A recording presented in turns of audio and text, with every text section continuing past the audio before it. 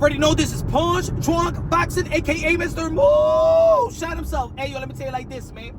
Keyshawn, the businessman Davis, is running circles around all these guys that we was promoting them as the Four Kings.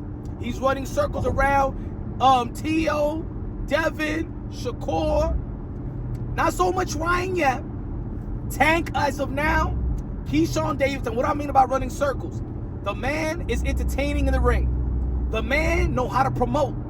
The man know how to promote his own company, in which they got a show on April, right? In Virginia. Shout out to the brothers, DB3.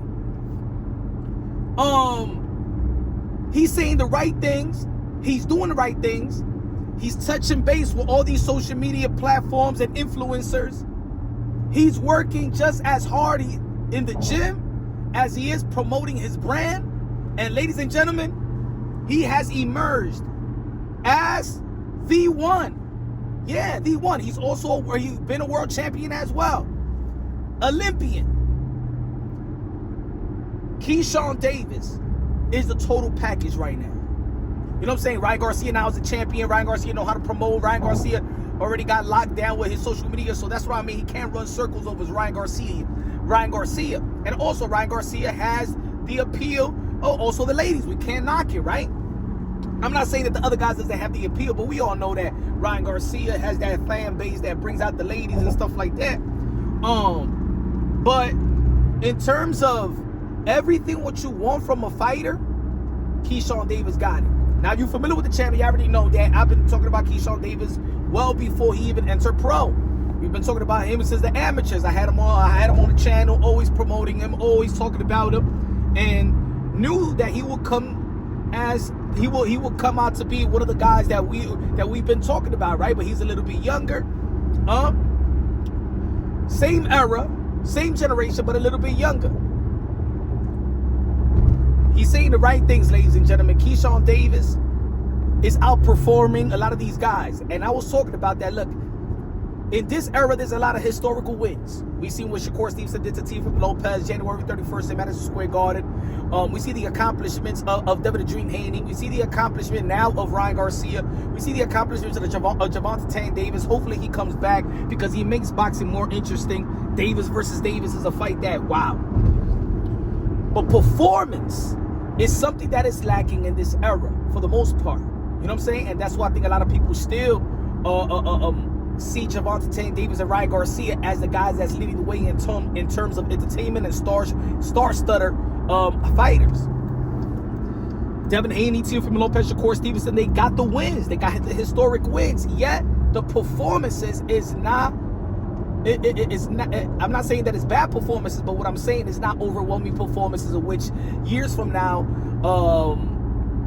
the next generation is going to go back to these fights. I don't think so. I don't think that the next generation is going to be like, yo, let's watch Devin Haney versus George Kambosos when he became a undisputed world champion. Let's watch Teo when he beat Vasily Lomachenko, which was a great win, but it wasn't like an overwhelming, like, oh my God, Thomas Hearns and Hagler. You know what I'm saying? Shakur Stevenson, even when he beat Teofimo Lopez, it's not a fight that people are going to look back. I'm talking about the casual. I'm talking about like when we go back and still watch Muhammad Ali and George Foreman. We still go back and see Hearn versus Hagler. We still go back and see even Floyd Mayweather when he beat Gotti. You know what I'm saying? Chico Corrales. You feel me? We go back to those type of fights. You know. Of Bud and Earl Spence, that's going to be a fight that we always going to go back to. Of Tyson Fury versus Deontay Wilder, the third fight or the second fight, right? None of those wins have left none of those performances have left an impression. But look at Keyshawn Davis. Keyshawn Davis, he knocks out to become a world champion, which is good. You know, Teofimo Lopez beat Richard Comey, right? That's a fight that probably, but Richard Comey was not as, nor Dennis was that guy, right? But then, Keyshawn Davis also outperformed Teofimo Lopez with Jermaine Ortiz. You feel me? So, Keyshawn Davis is doing this thing performance-wise. You know how to talk. You know how to talk trash. And he's not only outperforming guys, he's going to these guys' events and stealing the spotlight as well. You know what I'm saying? Keyshawn Davis stole the spotlight during the press conferences of Teo and Shakur. Think about it. The first press conference in New York City, everybody was talking about the Keyshawn Davis and Richards and Hitchens. I'm a boxing content creator, so I know. Everybody was talking about that. Those are the best views on everybody's channel. You know what I'm saying? And social media platforms. That was the views when Keyshawn Davis was pressing Richards and Hitchens. And then in the weigh-in, you know what I'm saying? Keyshawn Davis was talking to Bill Haney and already talking about potential fight with Devin Haney. That stole the show also in terms of boxing content. And also even leading up to the press conferences and the fight week when he was, you know, pretending that he was going to be smacking, who was it? Was it Devin? That he did that, you know what I'm saying? Debo going back to the hood and stuff like that. Keyshawn Davis is running circles around all these guys promotion-wise, and currently he's outperforming all these guys. Keyshawn Davis may very well be the one, and I said, look, put it this way, years ago I said that Devin Haney is going to be probably the most powerful guy in the sport of boxing in terms of this era. And I'm not talking about powerful like his strength and all that. I'm talking about that Devin Haney, Bill Haney had the business of boxing down packed, right? In which they started out young. He started out young. He mastered the art of the business. Devin mastered the art of the ring. And they already was doing shows, promotional shows, right? I think in Atlanta, I believe so. But Keyshawn Davis, he don't need nobody to promote for him. That's the difference between Devin Haney and Keyshawn. Keyshawn know how to promote himself. Keyshawn is Keyshawn. Shout out to Mama Davis. You know what I'm saying? Keyshawn Davis and his mother been there for, you know, been helping him out. But he does the promotion. You know what I'm saying? He does the promotion for his brothers. Like, he's putting overtime and it's working.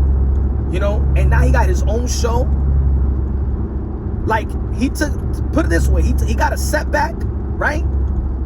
In which that happened in Virginia and stuff like that. And people now, because of the way that he performed and the way that and other thing that he's doing outside of the ring and the way that he's you know, collaborating with a lot of these streamers and content creators, people forgot about that moment. He already was having Michael Vick and Allen Iverson going to his shows. He already was packing the house in Virginia. So, and the thing is, Keyshawn Davis don't get booed.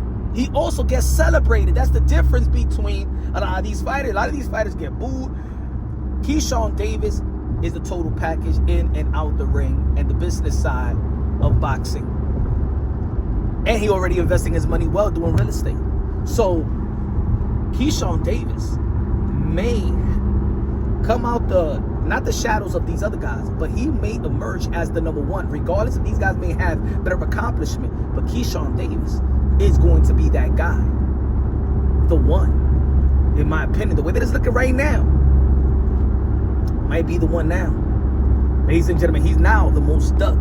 Not the most ducked, but I think he's ducked right now. I think nobody's calling out his name after the performances. Let me know what y'all think, man. Subscribe to the channel, smash the like button. Love you, God bless, and on to the next.